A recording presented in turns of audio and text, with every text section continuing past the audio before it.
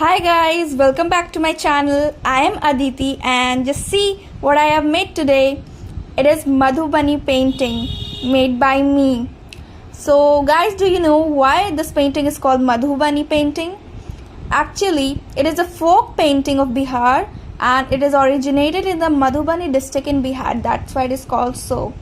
So without wasting much time, let's see how I have made this.